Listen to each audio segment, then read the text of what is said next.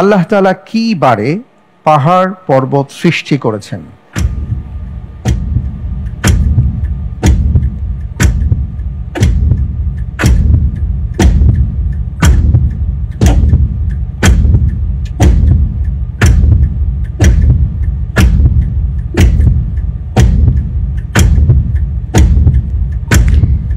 এটার উত্তর হবে রবিবার।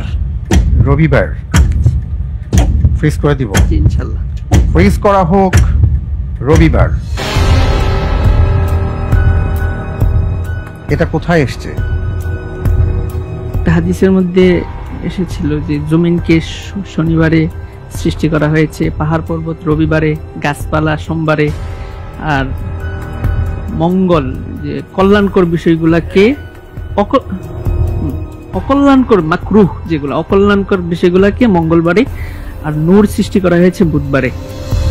যেন একটা হাদিস পড়েছিলাম। আচ্ছা, আপনি যে উত্তরটি দিয়েছেন আপনার উত্তরটি সঠিক উত্তর।